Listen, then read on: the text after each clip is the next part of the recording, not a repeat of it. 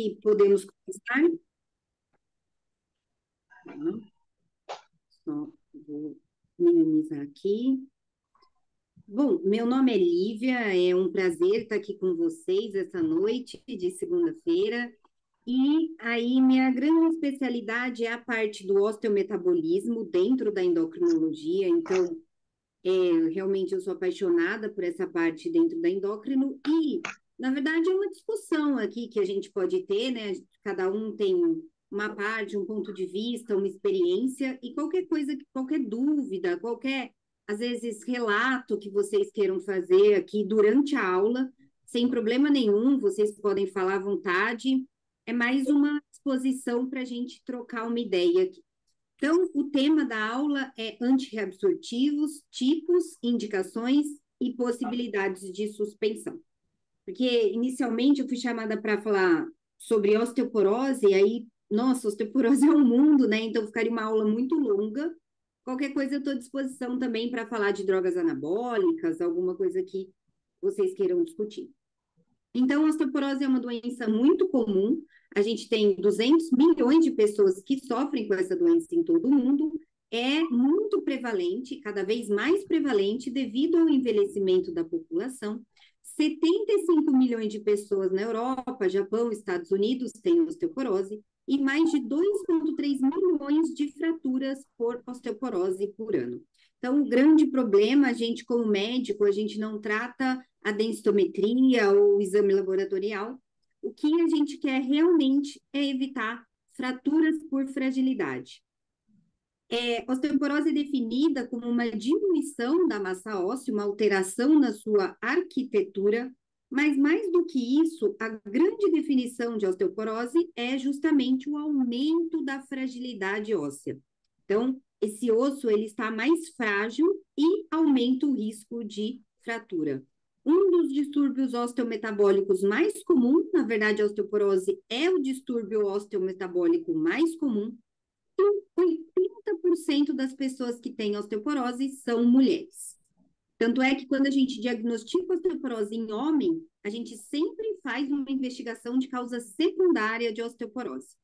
17% das mulheres na pós-menopausa têm osteoporose e 30% das mulheres com mais de 65 anos têm osteoporose. A gente sabe que as fraturas geram morbimortalidade, pioram a qualidade de vida da mulher. Existem dois tipos principais de fratura osteoporótica. A fratura de fêmur ou de colo de fêmur, que a mortalidade é muito alta, 20% de mortalidade após o primeiro ano, mas essa mortalidade permanece alta ainda nos primeiros 10 anos pós-fratura. E a gente sabe que quando essa mulher interna com fratura de colo de fêmur, apenas 50% voltam a exercer a sua atividade de vida diária, como faziam antes da fratura. 40% passam a deambular somente com ajuda e 80% ficam impossibilitados de realizar alguma coisa, alguma atividade da vida diária que elas faziam antes. A fratura vertebral, diferente da fratura do colo de fêmur, ela pode passar pela gente desapercebida. É a fratura osteoporótica mais comum, com uma prevalência de 11% na América Latina, e ela é silenciosa. Às vezes a mulher tem tanta coisa para falar para a gente na consulta, e a dor nas costas que ela sente já há algum tempo, só mudou de característica, ela deixa para lá, ela não fala. Então, toda vez que a gente diagnostica osteoporose, a gente, como médico, tem que fazer uma busca ativa de fratura vertebral. Essa busca ativa pode ser com raio-x simples mesmo, de coluna, ou a gente pode fazer o VFA, que é o screening da coluna, já na própria densitometria a gente pode pedir esse exame, e também é um exame muito útil, porque aí a paciente não precisa ir para 2 lugares fazer o exame, né? Então, dentro da densitometria, a paciente só deita de lado na densitometria e ele consegue escanear a coluna vertebral inteira da paciente. O osso, ele é apesar de não parecer, mas ele é um tecido muito vivo, em constante remodelação. Essa figura muito complexa aqui, ela mostra a célula osteoclasto e o osteoblasto. Osteoclasto, célula de reabsorção óssea, osteoblasto, célula de formação óssea. Vários estímulos estão aqui para aumentar, estimular o osteoblasto ou estimular o osteoclasto. Quando a gente estimula o osteoclasto, a gente aumenta a reabsorção óssea. Quando a gente estimula o osteoblasto, a gente aumenta a formação óssea. Então, por exemplo, quem estimula o osteoblasto? Vitamina D, estrógeno. Aqui são talvez os mais importantes, né? O estrógeno bem mais importante do que a vitamina D. Quem estimula o osteoclasto? Excesso de hormônio tiroidiano, medicamento principal, que é o glicocorticoide. Lembrando aqui que osteoblasto e osteoclasto, para fazer a reabsorção óssea, eles são acoplados. Então, o turnover ósseo, ele é acoplado, tanto a formação quanto a reabsorção. Demora muito mais para formar do que para reabsorver, mas são processos acoplados. E aí, a grande estrela, né, que faz o diagnóstico de osteoporose é a densitometria óssea, principalmente os sítios que a gente usa é coluna lombar, L1, L4, colo de fêmur e fêmur total. Aqui a gente tem um T-score, que é o que a gente usa para mulher na pós-menopausa. Então, T-score, pior que -1, aí a gente já vai ter osteopenia, entre -1,1 e -2,4. Osteoporose, T-score pior que -2,5, em qualquer sítio. Então, pode ser coluna lombar, colo de fêmur e fêmur total. Aqui um exemplo da densitometria, então, L4, L3, L2, L1. É importante verificar se essa densitometria ela foi bem feita, ou seja, que no caso da coluna lombar, se essa coluna ela está retificada e se não tem nenhum artefato aqui. O que a gente vê muito na prática clínica é botão de calça jeans, né? Ou, às vezes, se a paciente tiver nefrolitíase e aparecer aqui nesse ROI da coluna lombar, a massa óssea dessa paciente fica alterada. Então, a imagem da densitometria é importante. Aqui a gente tem o colo de fêmur e o fêmur total. Colo de fêmur e fêmur total. Então, são os sítios principais utilizados para o diagnóstico. Se a gente perde algum sítio desse, né? Por exemplo, eu não consigo utilizar a coluna dessa paciente porque ela teve fratura e o ortopedista fez a técnica de colocar cemento aqui nessa vértebra. Então, a gente acaba perdendo a coluna lombar. A gente pode utilizar para diagnóstico colo de fêmur, fêmur total e rádio 33. Rádio 33 também a gente pode utilizar para paciente com hiperpara primário, então é bom sempre fazer um rádio 33, e também para pessoas que têm o peso maior do que a capacidade da mesa, da densitometria óssea, tá? Então, por exemplo, eu tenho um paciente de 260 quilos, as mesas mais novas suportam até 250 quilos, então esse paciente eu não consigo fazer. O rádio a gente consegue fazer porque ele senta do lado da mesa para fazer o rádio.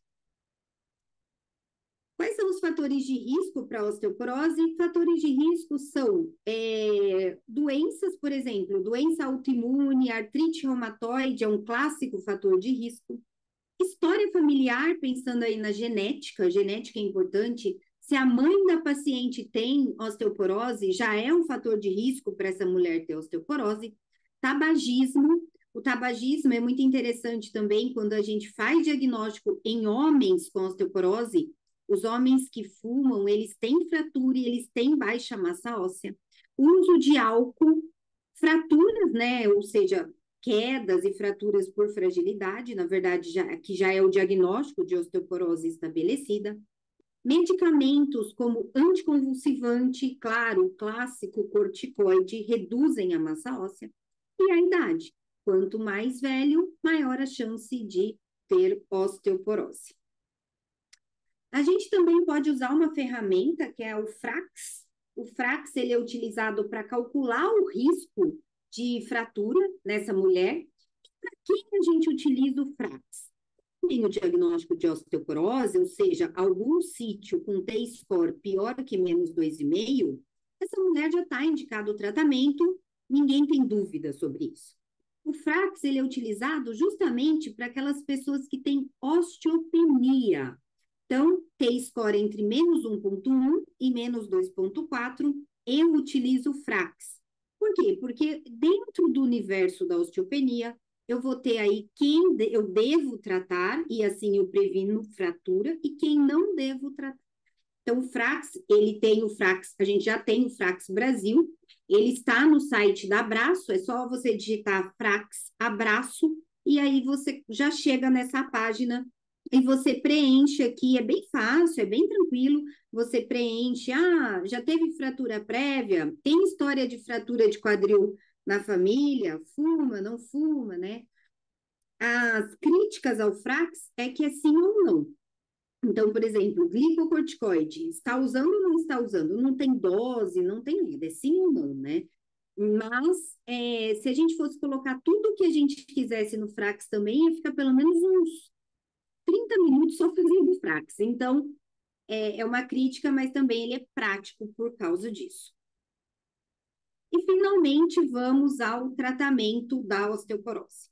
Nós temos o tratamento não farmacológico. Tratamento não farmacológico é baseado principalmente qual é a quantidade de cálcio que essa mulher usa por dia. A tendência mundial atual não é suplementar com comprimido de cálcio, e sim tentar que essa mulher coma mais alimentos lácteos, que têm uma ótima absorção de cálcio. Lívia, mas a paciente que eu estou atendendo, ela tem uma intolerância à lactose, ela não, ou se não, sente um desconforto com leite, aí sim, então, eu vou partir para comprimidos de cálcio. Uma outra parte do tratamento farmacológico, não farmacológico, é a vitamina D. A gente tem que otimizar a vitamina D para essa mulher. Então, qual o valor de vitamina D para mulheres com osteoporose? Que essa vitamina D esteja acima de 30, tá? 30. Não existe isso, quanto mais alto, melhor. A gente quer entre 30 e 60, visando aí o 30 mesmo. Então, a gente vai ou fazer dose de ataque, ou fazer uma manutenção, mas deixar essa mulher sempre 30, mais ou menos no 30 da vitamina D. Além disso, para tratamento de osteoporose, a gente tem uma máxima que, se a mulher cai, ela quebra. Então, também verificar fatores de queda, né? Lembrando que 3 ou mais quedas no ano é uma caidora crônica, a gente faz o termo, né, aí, caidora, então o risco de fratura dessa mulher é muito grande. Existe um remédio que vai prevenir fratura osteoporótica se a mulher cai muito. Então, a gente precisa entrar nesse universo e ver tudo que a gente pode fazer para diminuir quedas para essa paciente, para essa mulher, tá? Além disso, consulta no oftalmo para ver se está enxergando, e o exercício físico. O exercício é muito interessante porque qual exercício é bom para a massa óssea? Se a gente fosse falar dentro da endocrinologia, qual exercício é bom, a gente fala todos, né? Mas especificamente para o osso, a gente visa muito o exercício resistido. Então, a famosa musculação. O exercício resistido aqui é muito interessante. Além disso, alguns guidelines trazem o exercício resistido associado a um exercício de equilíbrio. Então, pilates, yoga, tai chi, são exercícios que combinam o equilíbrio com a força muscular para a gente. Isso acaba sendo muito importante. Então, hidroginástica, caminhada, não melhora a massa óssea, não previne fratura estatisticamente, tá? E a gente tem o tratamento farmacológico. Tratamento farmacológico, a gente tem, então, os antirreabsortivos e os proformadores ou anabólicos, são os principais. Vitamina D, às vezes, a gente tem que suplementar, e o cálcio, como eu disse, a maioria das vezes a gente tenta melhorar a dieta dessa paciente, visando aí 1.000 miligramas de cálcio por dia. Antirreabsortivos, então, Temos os cernes, calcitonina, bisfosfonatos e, atualmente, também o denosumab. Bisfosfonatos. Bisfosfonatos são análogos sintéticos do pirofosfato e têm uma grande afinidade pela hidroxiapatita. Então, o que acontece aqui? Ele vai agir na célula que é a grande célula da reabsorção óssea, que é o osteoclasto. Olha lá, o osteoclasto é uma célula gigante, multinuclear, que faz uma digestão mesmo, o termo é esse, uma digestão no osso, liberando HCl, muito semelhante com o estômago, né? E essa enzima catepsina K, que acaba comendo o osso, e isso gera uma digestão, uma reabsorção óssea. O bisfosfonato, ele desorganiza esse citoesqueleto do osteoclasto, então, inativando a célula. Então, ele inibe o recrutamento do osteoclasto, inibe a atividade do osteoclasto e induz a apoptose. Então, aqui, essa é uma figura da New England, que aqui é o osteoclasto, uma célula gigante multinuclear, com várias enzimas aqui fazendo sua reabsorção, e a ação do bisfosfonato desorganizando o citoesqueleto, levando à morte celular por apoptose, alteração das vesículas e perda da borda em escova. A borda em escova aumenta a superfície de absorção da célula, do osteoclasto com o osso, aumentando a capacidade de reabsorção. Quando eu perco essa borda em escova, eu diminuo essa capacidade de reabsorção. Então, efeito do bisfosfonato. Diminui marcadores de remodelação já nos primeiros 3 meses. Tem uma alteração na BMD da coluna no primeiro ano e do colo de fêmur de 1 a 2 anos. E tem um efeito antifratura mesmo após a suspensão do tratamento. Então, a gente vai ver mais para frente que a gente faz um holiday, umas férias do bisfosfonato, e mesmo assim, nessas férias, a gente tem um efeito de proteção antifratura, tá? Que costuma ser de 1 ano. Ele não deve ser feito em indivíduos que têm clearance de creatinina menor que 30, e não é recomendado em tratamento de rotina para mulheres em idade fértil sem osteoporose. Então, mulher em idade fértil aqui, a gente tem que tomar bastante cuidado, porque ele impregna muito no osso, tá? Ele não é da noite para o dia que ele vai sair do osso dessa mulher.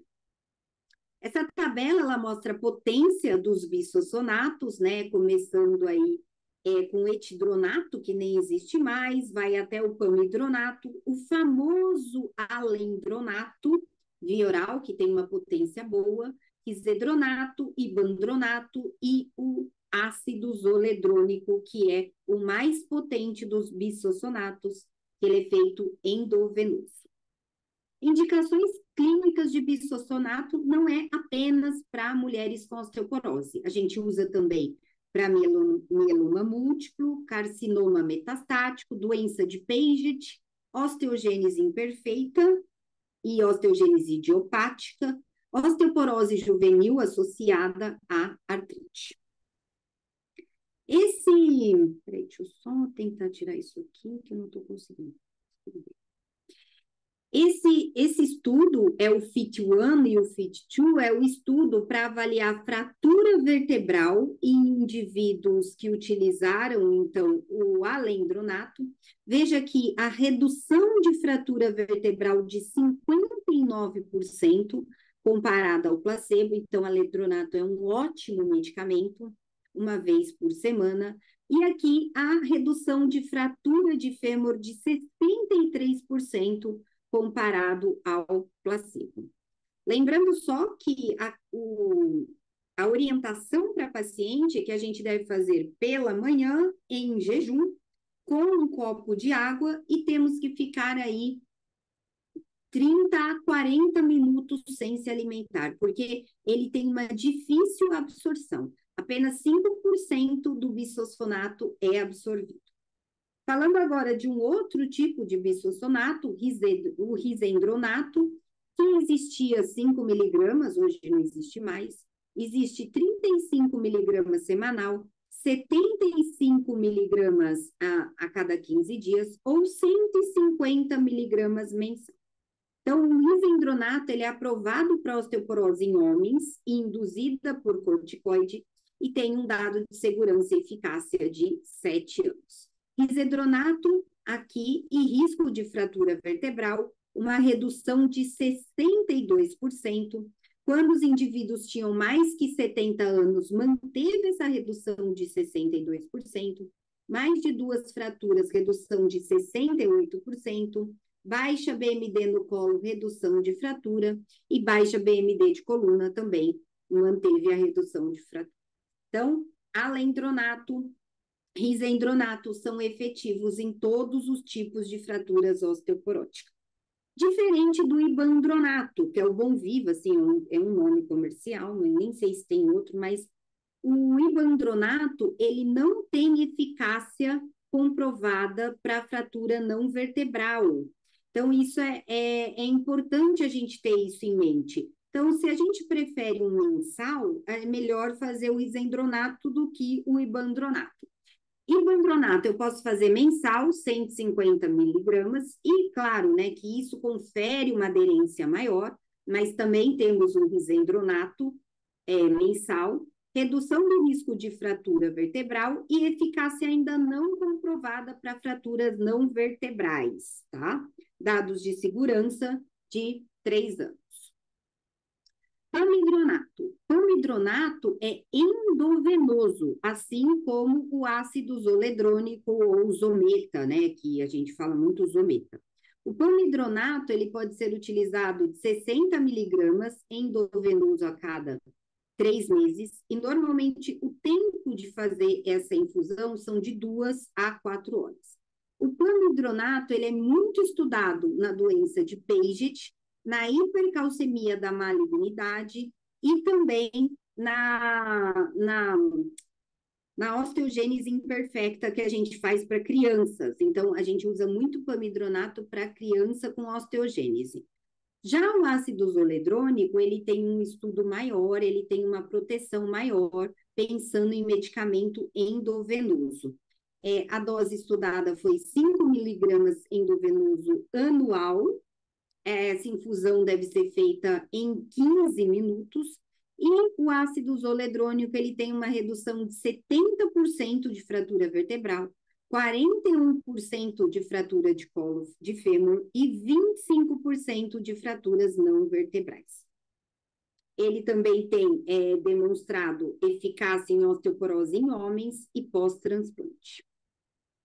Aqui, então, é o estudo do ácido zoledrônico, e a gente tem uma redução de 70% de fraturas morfométricas, 41% de fratura de quadril, 25% de fratura não vertebral e 77% de redução de fratura clínica, ou seja, a paciente fala que tem dor, né, que chega com essa queixa para você. Além disso, o ácido zoledrônico também, ele tem uma incidência, ele tem uma redução na mortalidade aqui, é uma curva de mortalidade por todas as causas, e a gente vê uma redução. Será que é porque ele melhora a fratura de quadril? Qual é a questão aqui? Existem, assim, muitas especulações, mas fato é que ele melhora a mortalidade por todas as causas. Esse é um quadro, então, que a gente resume todos os bisfosfonatos. Então, aqui, alendronato, 70 miligramas uma vez por semana. Tem eficácia em todos os tipos de fratura, vertebral, não vertebral e fratura de fêmur. Isendronato, 35 miligramas por semana, mas também tem 150 miligramas mensal, também redução aí de todos os tipos de fratura. Ibandronato, 150 miligramas por mês, e fratura vertebral ainda não comprovada, e fratura de fêmur ainda não comprovado, e fratura não vertebral, um subgrupo pequeno foi comprovado que tinha alto risco. Ácido zoledrônico, 5 miligramas EV anual, tem comprovação em todos os tipos de fratura. Essa é uma tabela, então, que resume aqui para a gente todos os medicamentos para tratamento de osteoporose e sua eficácia em redução de fratura. Então, aqui os bisfosfonatos, que a gente já viu, denosumab, um anti-RANKI ligante, 60 miligramas a cada 6 meses, também tem redução comprovada em todas as fraturas. Teriparatida é o anabólico que age como um PTH, né, um receptor de PTH aí. Ele só não tem comprovação em fratura de quadril, assim como a baloparatida. Romosozumab é um anti-esclerotina. Esclerotina é uma enzima que se liga na VIUINT e desperta aí a reabsorção óssea. Então, anti-esclerotina, eu diminuo a reabsorção óssea e aumento a formação óssea. Então, diferente do teriparatida, que ele aumenta a formação e a reabsorção, o romosozumab, ele faz o quê? Ele diminui a reabsorção e aumenta a formação. E tem comprovado aí para fratura de quadril, fratura não vertebral e fratura vertebral. E a calcitonina, que ainda tem alguns guidelines, ela a gente quase não utiliza, né? Vou até falar um pouquinho dela aqui. Questões principais aí do tratamento de bisfosfonato. A gente pode ter uma supressão excessiva da remodelação óssea. Essa é uma preocupação que vem ganhando força desde 2013, e essa supressão excessiva da remodelação óssea, que está muito ligada à fratura atípica. A fratura típica que levou a gente a fazer o holiday do bisfosfonato. Fratura atípica, então, é diferente da fratura de colo de fêmur osteoporótica, que a gente conhece bem. Fratura atípica é uma fratura no meio da coxa. Então, lá na diáfise do fêmur, essa mulher vai ter fratura. Entre as causas de fratura atípica, a que ganha mais destaque é o uso prolongado e sem interrupção do bisfosfonato. Por isso veio o holiday. Osteonecrose de maxilares, também pode acontecer, né, a osteonecrose.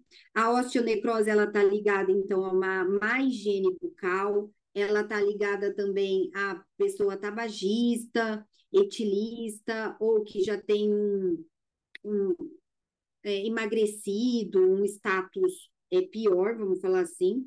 Então, pode ter a osteonecrose de maxilares. É contraindicado o bisfosfonato com clearance menor que 30, e eventos adversos, principalmente para o via oral, são gastrointestinais. Esofagite, né, é o mais comum, assim, um refluxo, essa paciente pode queixar. Pode ter também fibrilação atrial e alteração ocular, tipo uma conjuntivite com o uso do ácido zoledrônico, é o mais comum. Esse foi o estudo pivotal do ácido zoledrônico, publicado na New England em 2008, e aqui a aplicação de 5 miligramas do ácido zoledrônico, e um dos efeitos é a fibrilação atrial, pode ter uma hipocalcemia transitória, tanto é que a gente usa para tratar a hipercalcemia, né? E esse tipo de conjuntivite aqui que parece uma conjuntivite viral. Além disso, toda vez que você faz um bisfosfonato, você pode ter um evento logo depois da primeira dose, que a gente chama de um evento tipo uma flu-like, ou seja, parece uma síndrome gripal.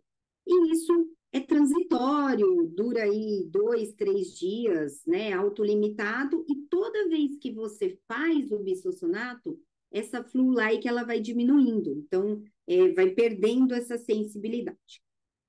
É muito comum ter a flu-like em EV, principalmente aí no ácido zoledrônico, comparado ao via oral. O via oral já é bem mais raro, né?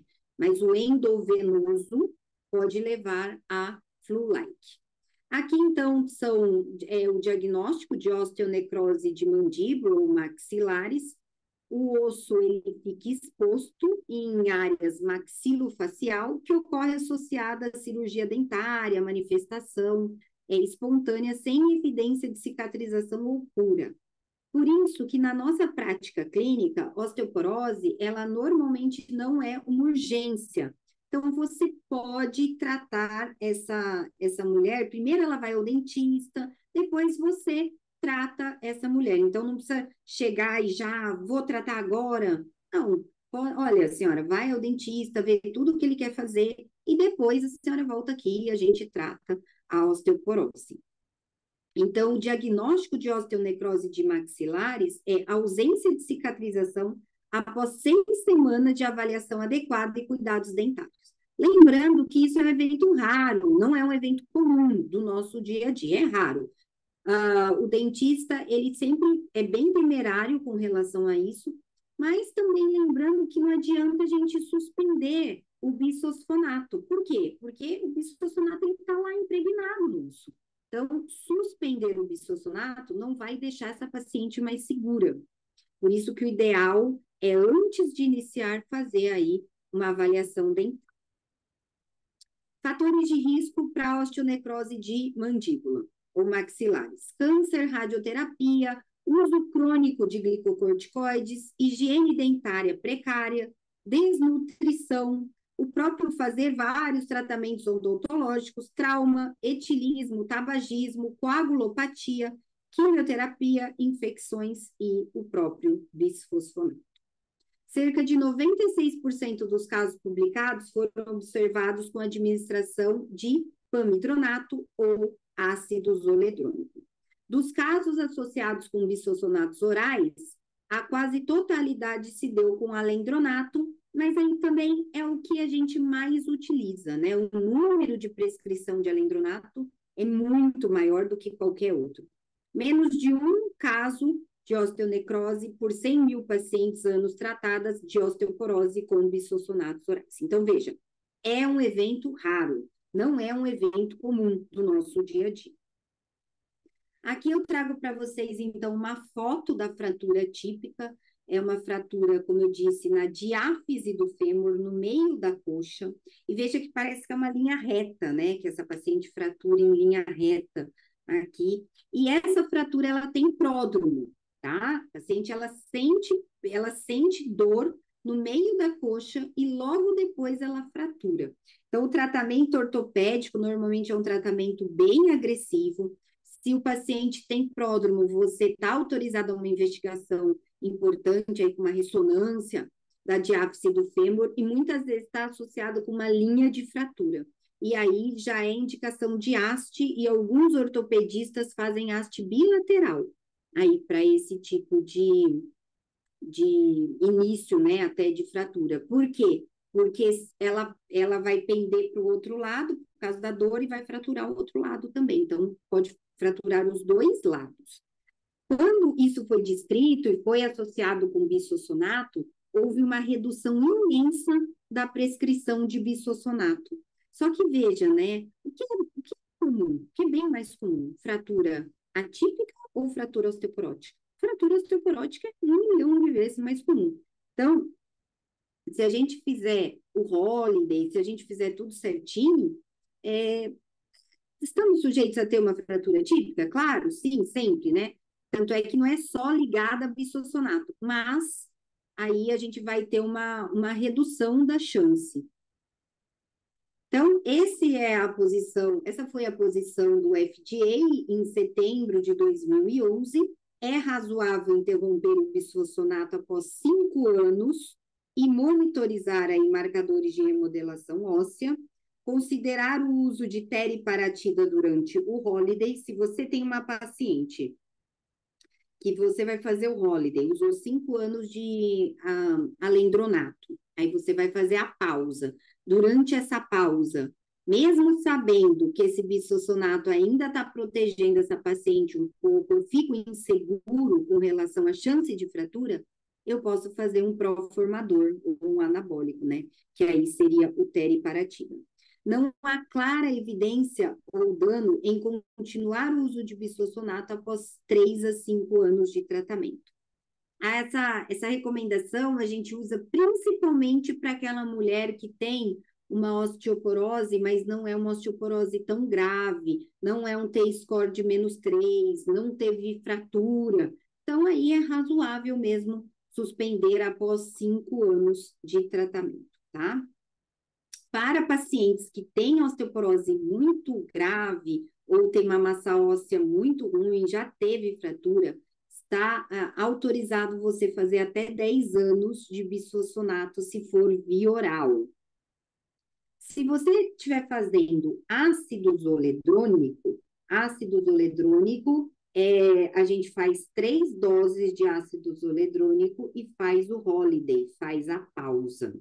Se a paciente for grave, você pode fazer até 6 anos de ácido zoledrônico.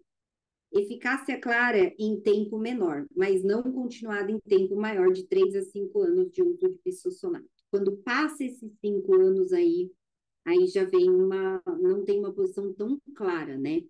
Durante o tratamento, recomendar o tratamento por 3 a no máximo 5 anos e considerar descontinuação nos baixos riscos devido aos possíveis efeitos adversos, incluindo fratura típica, osteonecrose de maxilares. Reiniciar o tratamento quando o risco de fratura é alto e os benefícios da terapia prevalecem sobre os riscos.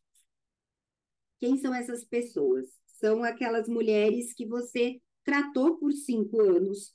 Às vezes, com o bisfosfonato, você viu até um ganho de massa óssea, até ganhar um pouquinho de osso, e aí você para.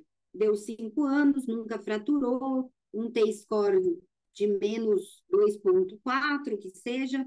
Parei, esperei um ano e meio, repeti a densitometria. Quando eu repeti a densitometria, eu vi que essa mulher voltou a perder muito osso. Então, aí, para esse tipo de paciente, você está autorizado a reiniciar o uso do bisfosfonato. Definição de drug holiday é a descontinuação temporária da terapia. Os pacientes devem ser monitorados para determinar se houve mudança do risco de fratura, levar em consideração qual bisfosfonato foi utilizado, vocês viram que existe um tempo para cada tipo, reiniciar o tratamento quando o risco de fratura é alto e o benefício prevalece. Aqui, então, é um esqueminha para a gente seguir, né? Mulheres em pós-menopausa tratada com bisfosfonato via oral, 5 anos, ou EV, 3 anos, a gente avalia fratura de quadril, fratura vertebral ou múltiplas fraturas osteoporóticas antes ou durante a terapia. Se não, T-score menor que -2,5 ou alto risco de fratura, não considerar férias, tá? Se sim, se ela teve fraturas, aí se ela tem fraturas durante o tratamento ou ainda ela teve alguma fratura, sim, reavaliar os benefícios e riscos e considerar a continuação do bisfosfonato ou mudar para uma terapia alternativa. Leia-se aqui anabólico ou pró-formador, porque não adianta mudar de bisfosfonato para denosumab, que é um antirreabsortivo também. Reavaliar a cada 2, 3 anos, tá? Ou se ela tem um alto risco de fratura, reavaliar também riscos e benefícios, e você pode manter por até 10 anos ou mudar para uma terapia alternativa, essa mulher. Esse foi um relato de caso publicado na New England, que eu acho muito interessante, só para a gente pensar que, na verdade, são 2 pacientes, um de 10 e um de 14 anos, que receberam pamidronato, lembra, né? Então, naquela tabelinha de potência, a potência do pamidronato é bem menor que a potência do ácido zoledrônico, né? E a capacidade de impregnar no osso também, por um período médio de 7 anos. 7 anos, e eles mediram qual foi a excreção urinária ainda desse pamidronato, se eles estavam fazendo excreção urinária desse pamidronato. E o período total médio de observação foi 13 anos, quer dizer, 13 anos eles demoraram para não ver mais um pouco do pamidronato na urina desses pacientes. Então, é um medicamento que impregna muito, tá? Ele não sai assim rápido do osso, a gente tem que pensar sobre isso e pensar que essa paciente talvez esteja protegida nesse holiday. A única coisa é que a gente tem que monitorizar essa paciente. Na prática clínica, hoje mesmo eu atendi uma paciente que a gente fez o holiday, 1 ano e meio depois, ela perdeu 10% em coluna. Aí tem que voltar. Não tem como, tá? Tem que voltar. Quem poderá nos ajudar, né? Quem poderá nos ajudar? A gente gosta muito do CTX, é o telopeptídeo C, do tipo 1 do colágeno, o CTX tipo 1, é um marcador de reabsorção óssea.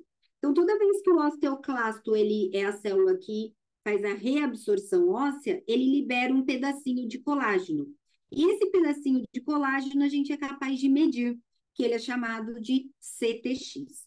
Então, quando a gente usa bisfosfonato, a gente entendeu que essa célula, esse osteoclasto, ele está inativo. Ele, ou ele está em apoptose ou ele está muito prejudicado. Então, o CTX vai estar suprimido. A gente fala suprimido. O que seria um CTX suprimido? É menor que 0,2 ou 0,200, né? Dá na mesma. Então, o CTX baixo é o que a gente espera com terapia com bisfosfonato 3 a 4 meses depois do início da terapia.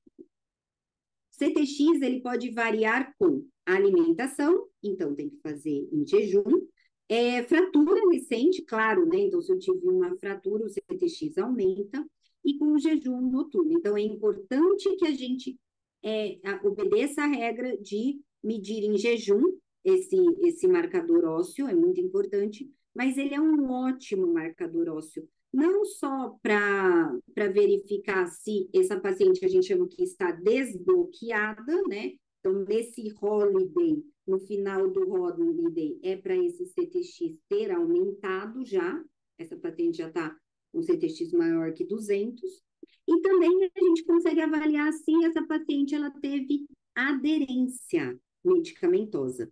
Se eu estou usando um alendronato, um risendronato, se a paciente está tomando adequadamente o remédio, em 4 meses esse CTX tem que estar suprimido. Ah, Lívia, pode ser que ela esteja tomando o remédio, mas você disse que a absorção do remédio não é das mais fáceis, né? Então, ela pode estar tomando, mas não está absorvendo tão bem. Ou ela é celíaca, ou ela já passou por uma cirurgia bariátrica. Isso pode acontecer também. Eu tenho que mudar o medicamento? Não, posso mudar a via. E aí eu garanto essa absorção, ou seja, passar de via oral para via endovenosa, pode ser uma alternativa. Aqui, só para a gente entender o CTX, o cetelopeptídeo X, então, é um pedacinho do colágeno que foi quebrado e a gente consegue medir em exames laboratoriais. CTX serve para avaliar a aderência da sua paciente e verificar um possível desbloqueio aí nesse holiday, no final do holiday, no final de 1 ano de férias do bisfosfonato, provavelmente esse CTX vai estar aumentado.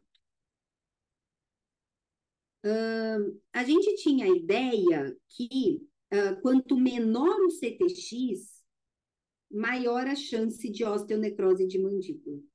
Mas tiveram algumas revisões, essa revisão sistemática, melhor revisão sistemática que tem sobre isso, e não. O CTX, ele não prediz a chance de osteonecrose de mandíbula nessas pacientes, tá? Aí, a gente pode utilizar também os SERMs, os moduladores seletivos do receptor de estrogênio. O medicamento que a gente utiliza é o raloxifeno, um efeito agonista estrogênico no osso, em lipídios, e antagonista na mama, sem estimular o endométrio. Então, o raloxifeno, a dose é de 60 miligramas por dia, sem relação com a alimentação, eficaz em reduzir fratura vertebral, eficácia ainda não comprovada em reduzir fratura não vertebral e colo de fêmur, e, como inconveniente, a gente tem aí ondas de calor, câimbras e maior risco de tromboembolismo. Contraindicação, gravidez, mulheres com fogachos, histórias prévias de tromboembolismo. A gente acaba utilizando pouco o raloxifeno na prática clínica. Aqui, ele é muito semelhante, então, ao estradiol. Esse é o efeito do raloxifeno, desculpa, esse é o efeito do raloxifeno em coluna lombar e quadril, então é um estudo MOR, que durou 4 anos, existiu com raloxifeno, que está em vermelho aqui, um aumento da BMD, ou seja, um ganho de massa óssea, que não chegou a 4%, tá? Quando a gente fala em colo de fêmur, também teve um aumento diferente do placebo, que percebe que o placebo foi perdendo, raloxifeno teve um aumento da massa óssea, mas também bem discreto aqui, bem discreto. Redução do risco de fraturas vertebrais e fraturas não vertebrais. Aqui do raloxifeno existiu uma melhora. Aqui o efeito na massa óssea, também um aumento da BMD, ou seja, um ganho de massa óssea, mas bem discreto. E aqui em mulheres com osteopenia, também uma redução da chance de fratura do raloxifeno. Pensando, então, no CTX, o raloxifeno ele não suprime o CTX, os bisfosfonatos suprimem o CTX, que é um marcador de reabsorção. P1NP é um marcador de formação, então ajuda a ver quando esse osso está tendo formação. O raloxifeno aumenta o P1NP, diferente do alendronato ou do bisfosfonato, que diminui o P1NP. Só temos a questão dos cérnios e os eventos tromboembólicos, né? Que é o que a gente tem que ter uma cautela, principalmente aí nas mulheres na pós-menopausa. O último medicamento que a gente vai conversar aqui é o denosumab. O denosumab é um anti-RANKI ligante. Eu brinco que a comunicação entre o osteoblasto e o osteoclasto se faz pelo sistema RANKI-RANKL. É como se fosse o WhatsApp entre as células, né? Então, para elas se comunicarem, a gente precisa do RANKI e RANKL para haver aí a formação e reabsorção. E o que é o denosumab? O denosumab, ele é um anticorpo monoclonal humano com alta afinidade pelo RANKL. Ou seja, ele não deixa o RANKL encontrar com o RANKI e inibe a reabsorção óssea. A administração é subcutânea a cada 6 meses, 70 miligramas. Nessa figura, a gente entende melhor aqui, então, é o RANKI tentando se ligar ao seu receptor. Então, o RANKL vem do osteoblasto e o receptor está no osteoclasto. E esse amarelinho aqui, ó, é o denosumab impedindo a ligação entre o RANKI e o RANKL. Então, quais são as indicações do denosumab? São indicados nas mulheres na pós-menopausa com osteoporose, em homens com osteoporose, protege contra perda óssea em mulheres com fatores de risco, recebendo terapia adjuvante para câncer de mama, e homens que recebem terapia com privação androgênico, principalmente câncer de próstata, e para osteoporose induzida por glicocorticoides em homens e em mulheres. Aqui é o estudo, então, que compara denosumab com alendronato, a porcentagem de ganho de massa óssea. Veja um estudo de 24 meses, e o denosumab parece que vai ganhando sempre massa óssea, e o alendronato, ele acaba atingindo um platô. A mesma coisa aqui no quadril. Veja que denosumab, ele é diferente do bisfosfonato, do alendronato, que ele não tem um ganho de massa óssea no quadril. Veja que esse estudo é curto, é um estudo de apenas 24 meses, e um estudo mesmo pivotal aí para o denosumab é o Freedom. O Freedom, então, ele viu que efeitos colaterais são celulite, principalmente, pode ter uma hipocalcemia. Um WARM recente do FDA foi uma hipocalcemia em paciente renal crônico. Lembrando que paciente renal crônico é o paciente que pode receber denosumab, mas não pode receber bisfosfonato. O Freedom, ele envolveu mais de 7.000 mulheres utilizando denosumab versus placebo. O primeiro Freedom foi de 6 meses, redução de fratura vertebral, de fêmur e não vertebral. E depois a gente teve aqui mostrando, então, a redução de todas as fraturas, tá?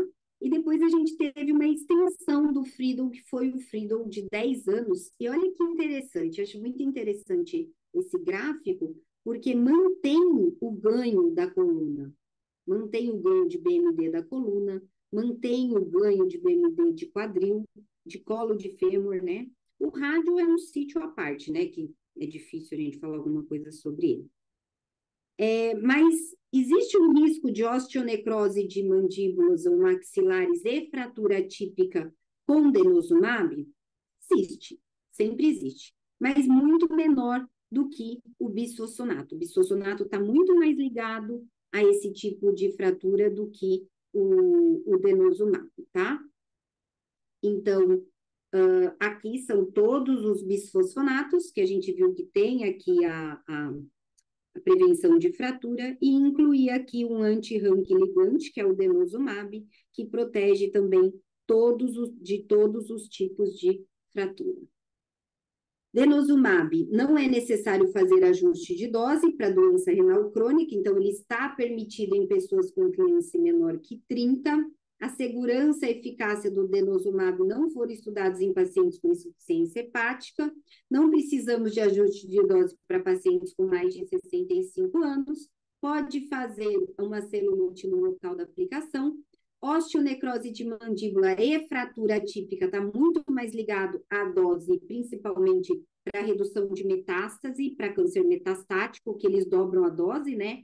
E faz num período mais curto, são 120 miligramas. Hipocalcemia, teve esse warning recente do FDA com relação à hipocalcemia. Denosumab, o que vem sendo falado dele ultimamente, que a gente tem que prestar bastante atenção, é o stopping denosumab, né? Ou seja, quando eu paro a medicação, esse desligou o rank-L aí, ele acaba como se fosse explodindo, né? Então, quando eu paro de usar a medicação, aumento muito o turnover ósseo a níveis pré-droga, maiores que níveis pré-droga, e isso faz fratura vertebral. Tem uma chance de fazer fratura vertebral, né? Que eles chamam de efeito rebote, tá? Tanto é que o CTX, o P1NP, vai para níveis muito altos e anteriormente a paciente não tinha esse nível. Então, o que você tem que fazer? Quando você está usando o denosumab, você tem que conversar muito com a sua paciente para que ela não pare a medicação sem falar, sem conversar com você. Também não atrase a medicação. Se essa paciente já tem fratura vertebral, talvez não seja a melhor paciente para você fazer denosumab. Tem que tomar um pouquinho de cuidado com isso, tá? E quando você for parar, o que eles estão falando? Os artigos mais recentes mostram que é melhor você fazer um ácido zoledrônico EV antes de parar o denosumab. Então, vamos supor, fiz o denosumab em janeiro e 6 meses depois teria outra dose, 6 meses depois eu faço o ácido zoledrônico. Não que isso seja uma garantia 100% que não vai ter o efeito rebote, mas ajuda a diminuir. Calcitonina, né, uma medicação que a gente quase não usa mais, tem tanta coisa nova para utilizar, então não é a primeira escolha. Tem alguns guidelines que ainda mantêm a calcitonina, mas ela é um agente que ajuda, por exemplo, em dor óssea. Então, quais são aqui os pontos mais importantes? Vários agentes antirreabsortivos podem reduzir com segurança o risco de fratura em várias populações de alto risco. Bisfosfonato ou denosumab devem ser recomendados como terapia de primeira linha para paciente com osteoporose. Os SERMs não são utilizados mais como primeira linha. Dada a sua eficácia antifratura limitada, a calcitonina também não é mais recomendada. E a seleção de terapia mais apropriada para um paciente específico deve levar em consideração o efeito adverso, o regime posológico, o custo e a preferência do paciente ou da paciente que você esteja tratando. Era isso, obrigada. Desculpa aí se eu passei o tempo. Imagina, que desculpa. Foi maravilhosa a aula, Lívia. Obrigado. Que bom. Eu vou abrir para perguntas. E aí, queridos? Eu tenho as minhas já, como sempre, né? Mas vou deixar vocês fazerem primeiro. Querem? Levanta a mãozinha aí. Tenho- eu tenho uma pergunta. Janice. Diga lá, Janice. Boa noite, parabéns pela aula, Obrigada, muito Janice. boa. Uma dúvida é aquela paciente que não tem osteoporose, mas está no caminho. Ela está, por exemplo, 49 anos, não entrou ainda na menopausa, mas ela tem um perfil histórico familiar, perfil físico e apresenta uma densitometria, por exemplo, com -1,8, -1,9, né? Pelo que eu entendi, tem aquele questionário FRAX, né? Que aí, jogando, né, nessa tabela, vai avaliar o tipo de tratamento. O tratamento é o mesmo em relação a quem tem osteoporose, quando é optado, quando esse questionário aponta para o tratamento. Eu sei que tem aquela droga que não pode ser dada no período fértil, né? Uhum. Fora antes da menopausa, né? É. Mas as demais é de acordo com aquilo que você falou sobre preferências, efeitos colaterais, é o mesmo esquema, né? Ou não? Sim. Então, o que que acontece? O que acontece é que a gente tem bastante paciente assim, né, que tá ali com o pé tem osteopenia, tá entrando na menopausa, mas ainda não tá na menopausa. Se você colocar no Frax, eu acho que fica uma coisa objetiva para você e para paciente. Então, eu coloco porque eu falo assim, ó, olhando aqui nesse critério, você não tem critério de tratamento. E no Frax ele tem uma pergunta que na nossa prática clínica eu acho difícil lembrar, que é se sua mãe teve fratura de quadril. Então, isso é um fator de risco importante para o Frax. Então, se não der para você tratar, se der lá como baixo risco no Frax, eu não vejo indicação de tratar essa paciente, ainda mais que aqui você tem a oportunidade de fazer uma terapia de reposição hormonal, que não é um tratamento farmacológico para osteoporose. Por quê? Porque não temos um estudo evidenciando isso. A gente sabe que no próprio WHI reduziu muito a chance de risco de fratura de quadril, que é a fratura pior. Então, assim, fazer a terapia de reposição hormonal para essa mulher, a gente sabe que vai segurar bem a massa óssea dela. E essa mulher Certo. ela perde osso nos primeiros 5, perde muito osso nos primeiros 5 anos da menopausa, depois dá uma. Então, seria a reposição, terapia de reposição hormonal, talvez ela viria antes, né? Ela teria Isso, uma preferência sim, naquela que tiver condição, né? Tá, legal. sim, isso mesmo, aquela que dá para fazer, né? A gente. Tá. Eu perdi um pouco a questão da densitometria, que você acrescenta um outro exame para fazer junto com a densitometria para avaliar a fratura de coluna. Eu lembro que você falou alguma coisa de a densitometria mais alguma O coisa. VFA. Como que é? Z? V de vértebra, Ah, certo? PFA. Isso. VFA é o V, F de faca, A de amor.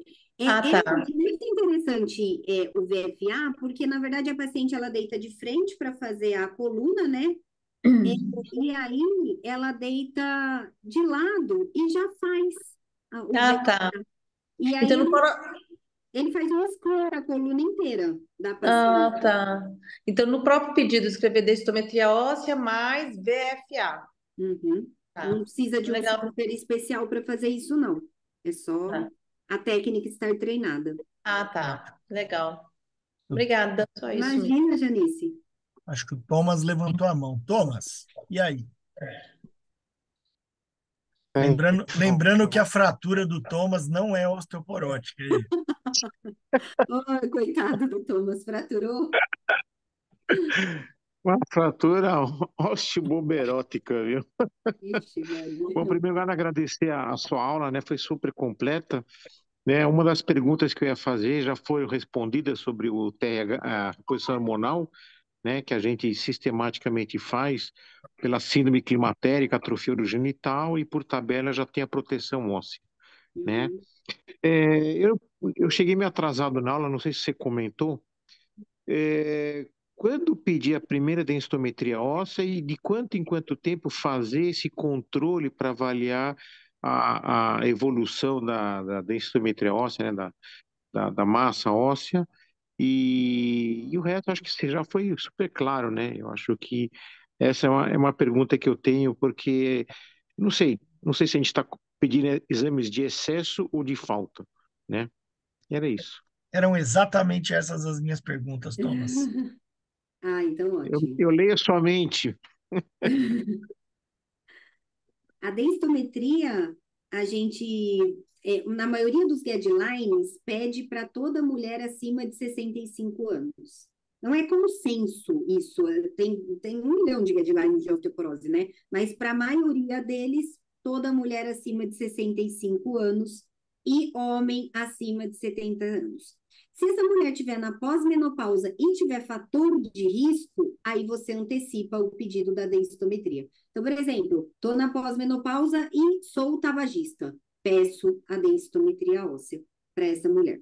Se essa mulher começa um tratamento para osteoporose, aí eu posso fazer mais ou menos anual essa densitometria. Não tem indicação de eu fazer antes disso, na maioria das vezes, porque o osso ele não muda tão rápido.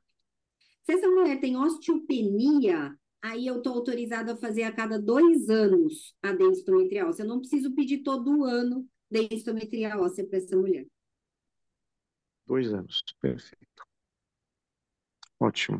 Vamos ver os Eu tô pacientes. bombardeando de perguntas a Lívia aqui Ah, no mas eu adoro, chat, viu? Eu porque adoro. assim, eu sempre, as pacientes chegam, né, às vezes falando no consultório, doutor, eu nunca fiz densitometria, e eu sempre falo, né, em geral você vai fazer um exame que você vai fazer poucas vezes na sua vida depois da menopausa só, É, depois né? da menopausa. Então, assim, antes da menopausa eu nunca pedi densitometria, a não ser que desconfiasse de alguma osteoporose Mas secundária, alguma coisa desse gênero, né?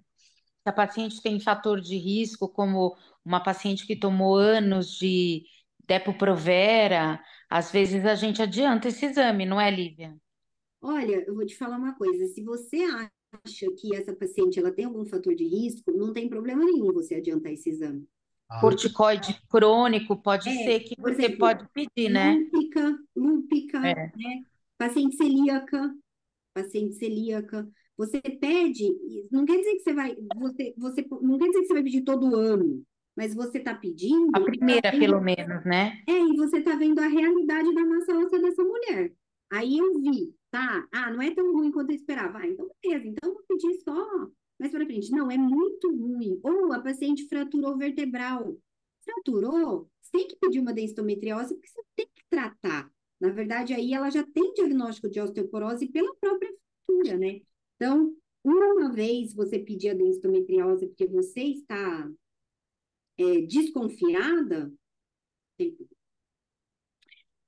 Posso aproveitar e perguntar? claro. Favorete, estou na minha vez. sim, Lu, você está na sua vez, palavra com Luciana Lunardi.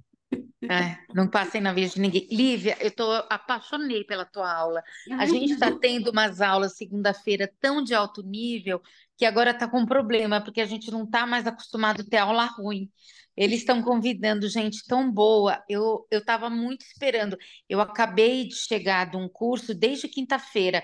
A gente teve a semana da Sogesp. Eu estou num outro curso. Eu estou vindo de um curso de hormônios na mulher, né, de menopausa.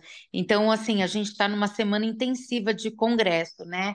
Então, eu estava muito louca dessa tua aula de osteoporose, porque a gente está falando só disso essa semana, né? Então, eu tenho muito questionamento de osteoporose, sabe?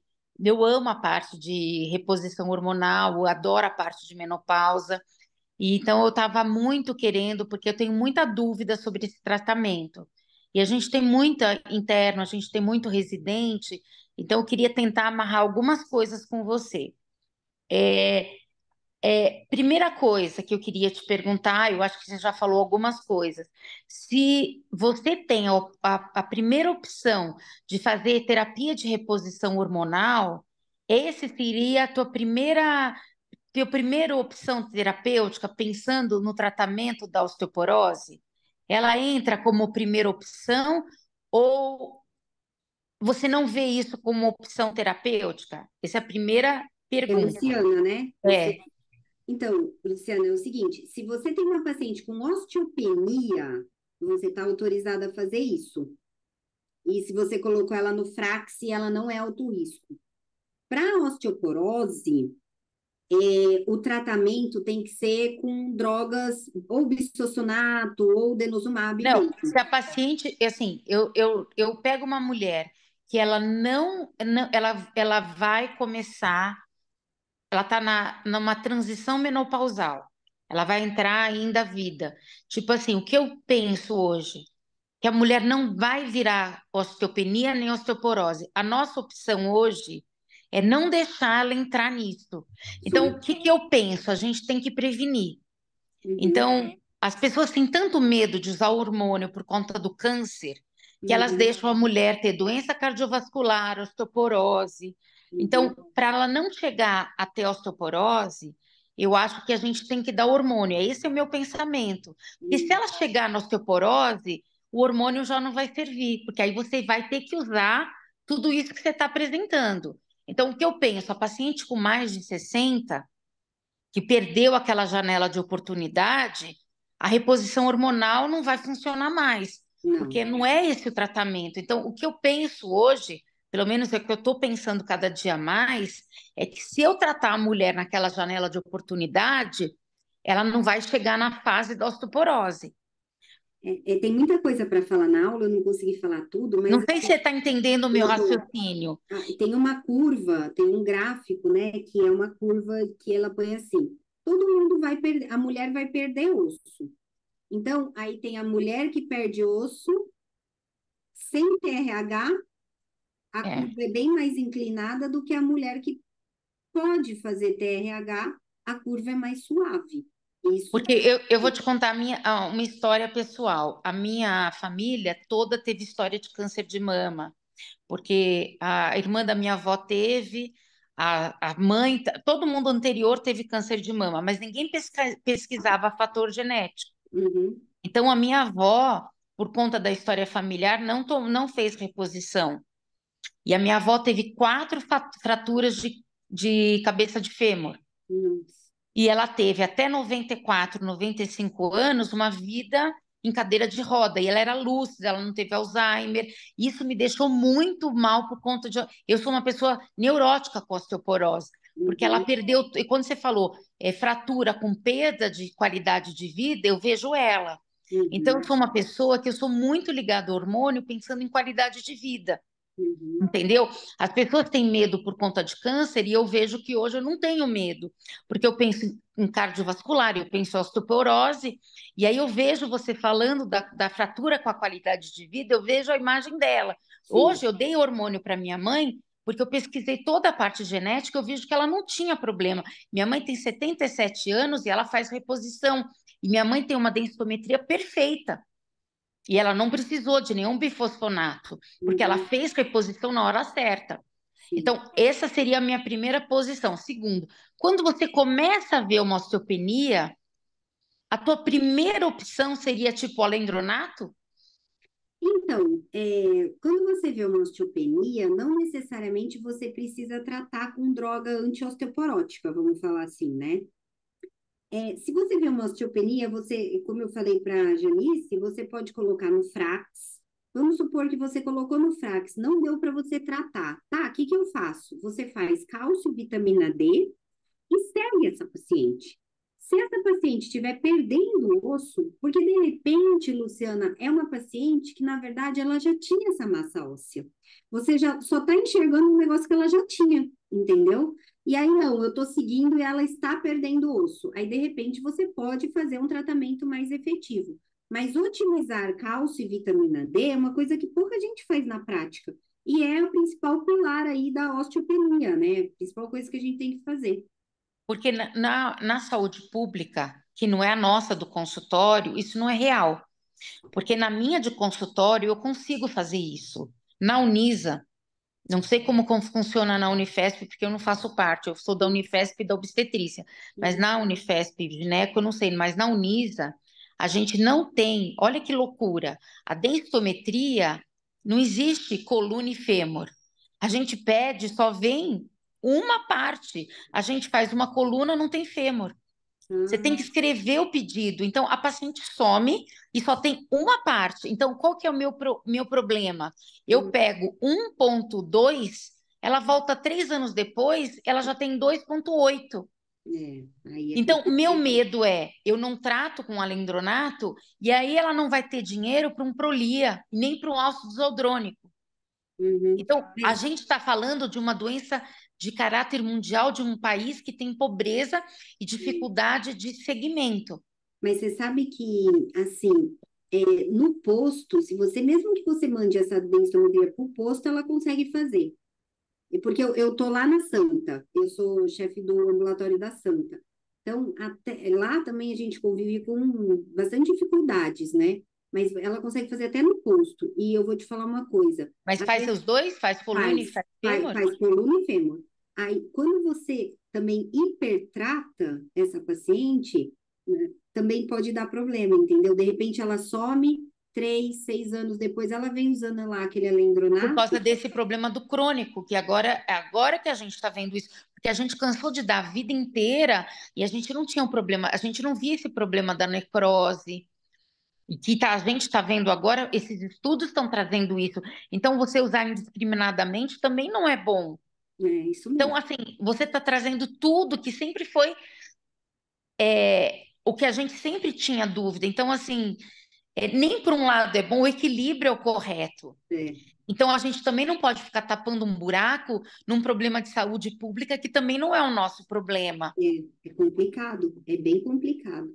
Quando você tiver que escolher entre... Minha maior dúvida é, quando eu estou no consultório, qual a tua opção número 1? Quando você tem condição, você escolhe entre o ácido isodrônico ou Prolia?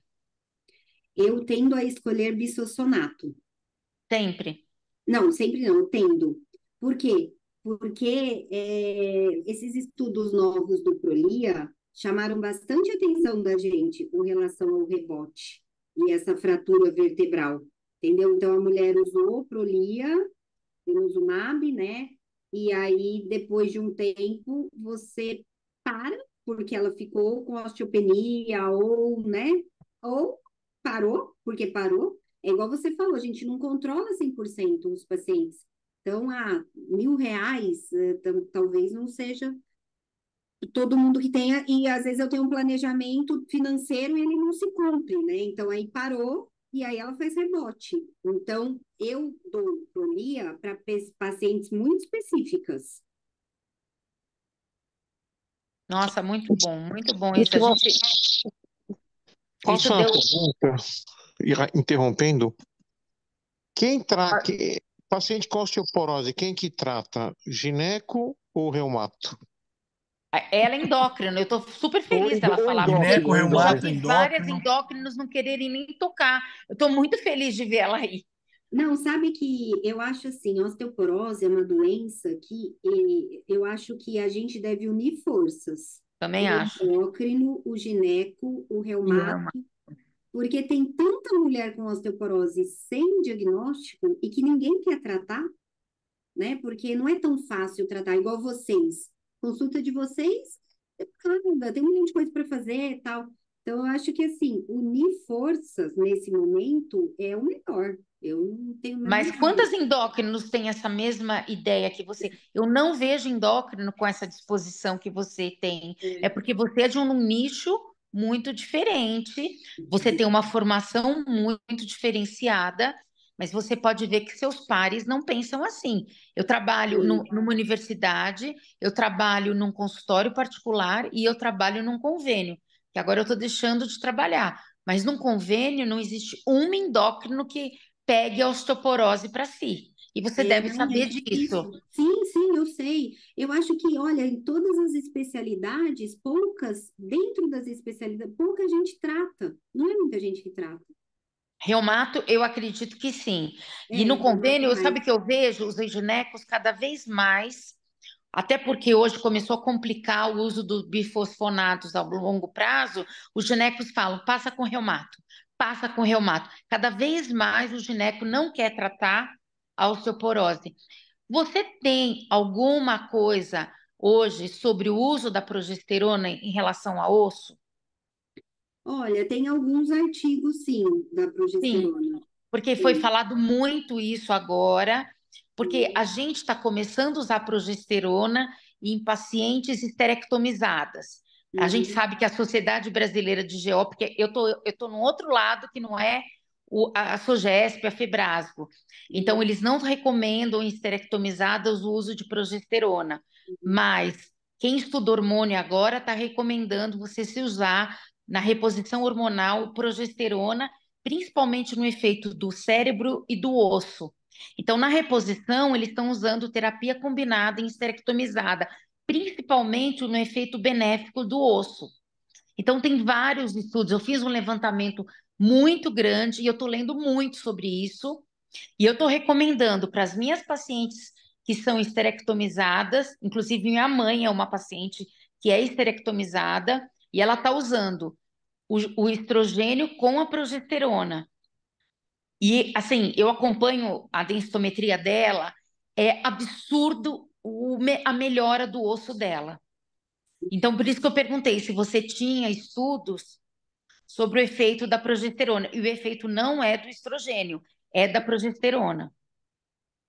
Para nós, assim, o maior efeito da reposição hormonal acaba sendo, assim, mais do estrogênio mesmo, né? Porque o estrogênio, ele libera uma proteína que chama osteoprotegerina. A osteoprotegerina, ela vai lá no osteoblasto e estimula o osteoblasto, estimula a formação óssea. Quando você pega uma mulher jovem, por exemplo, 20, 25 anos, se a gente for pegar o turnover ósseo dela, o CTX dela é alto, mas a formação é muito maior do que a reabsorção.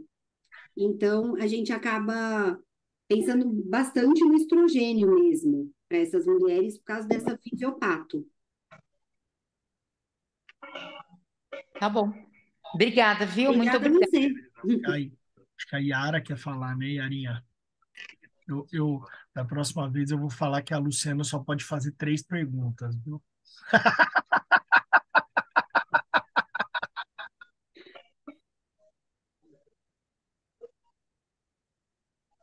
Não tô te ouvindo, Yarinha.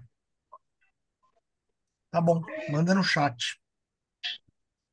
Pergunta da Yara, deixa eu ler aqui no chat. Enquanto a Yara está digitando, vou falar uma coisa. Lívia, eu trabalho com pré-natal de transplantadas renais aqui, doenças renais crônicas, né? Então, assim, a gente tem a alegria de ter um néfro com a gente, e eu tenho que falar que os néfros, eles também olham a parte mineral óssea, né? Sim. Então, enfim, endócrino, reumato, néfro, eles se Uhum, preocupam um pouco com o osso. A gente teve 2 casos que a gente está levando para publicação.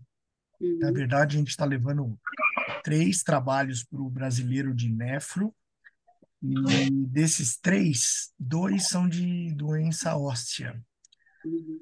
Um é de uso de sinacalcete durante a gestação. Piscina Eu consciente. sou sincero, eu nem sabia que isso era possível, existia um hiperparatiroidismo terciário. Eu nem Sim. sabia que isso existia, né? Uhum. Mas, enfim, eu queria que você só esclarecesse para a gente os hiperparas. Para mim, já eu me considero satisfeito se eu entender os hiperparatiroidismos hoje. É, é, é, é uma.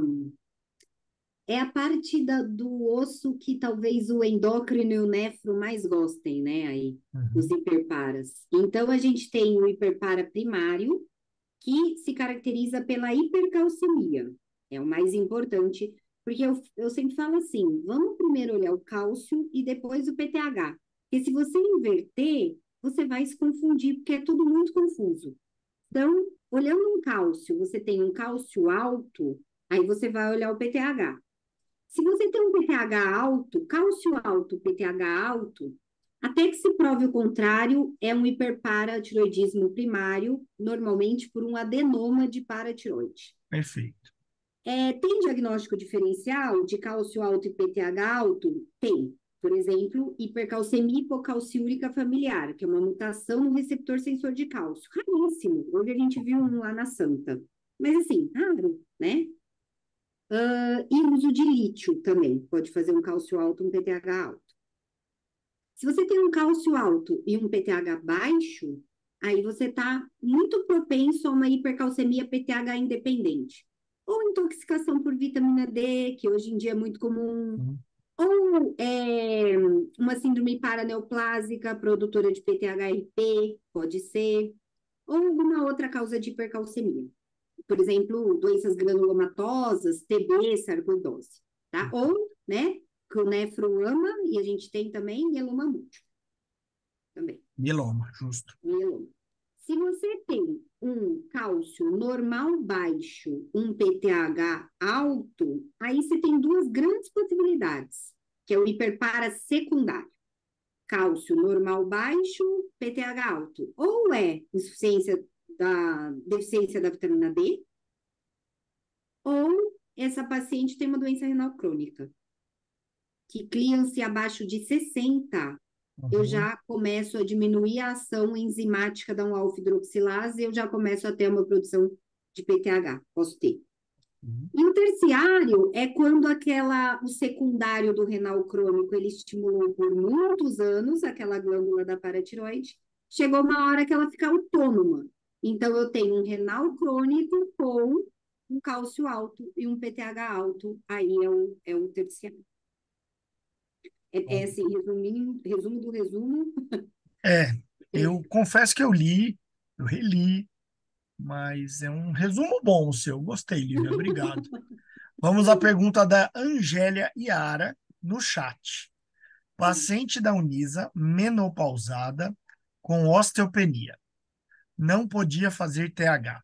Colocamos no Frax e deu baixo risco para fraturas. Cálcio sérico dela era normal. Fizemos reposição com orientação dietética, leite desnatado com 2 colheres de leite em pó 2 vezes ao dia e mais uma porção de algum derivado de leite para dar 1 grama de cálcio. Pergunto, ela tinha uma densitometria óssea que mostrou essa osteopenia. Com quanto tempo repito essa densitometria? T-score de menos 2 e... Menos 2 em quê, mais ou menos? Porque, assim, menos 1,8, assim, você pode até repetir em 2 anos. O critério é repetir em 2 anos.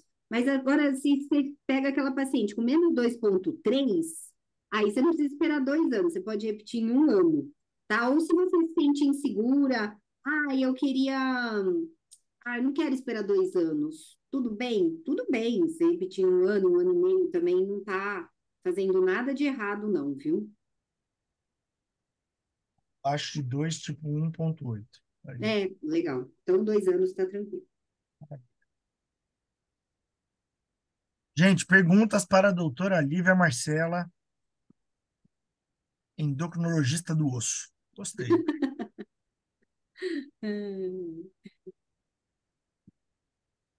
Eu teria várias. Minha mãe tem uma osteoporose conhecidíssima, uma menopausa precoce, já usou Prolia, já usou de tudo. Mas, enfim, gostei do Frax.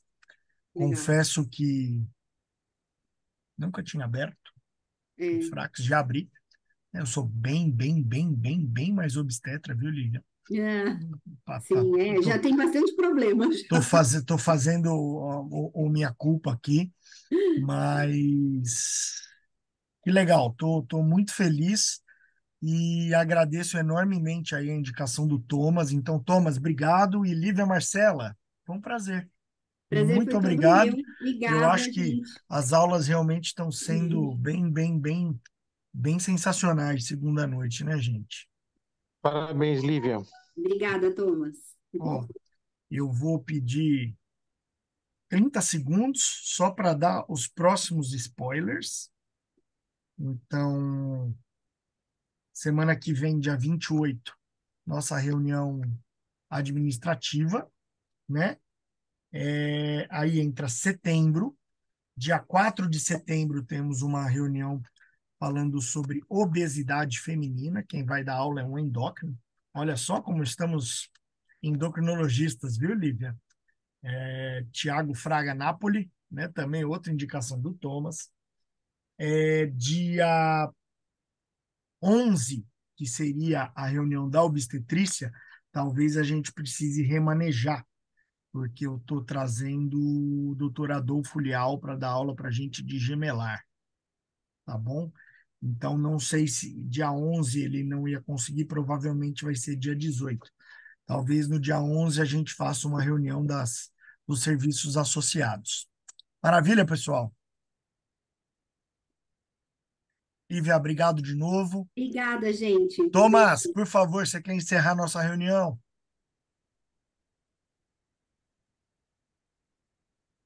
Perfeito. Consideramos a reunião encerrada. Boa noite, gente. Boa Yara, noite. Yara com a mini Yara no colo. Um beijo grande, queridos.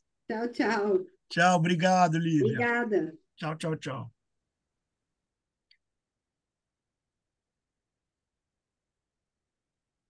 Fica aí, Lu. Fica aí, Lu.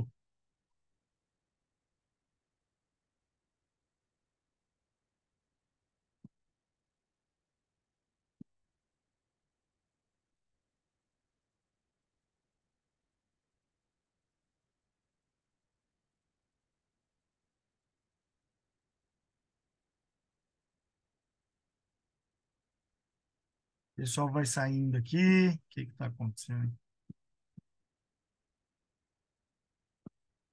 Eu acho que eu tenho que parar de gravar também, né?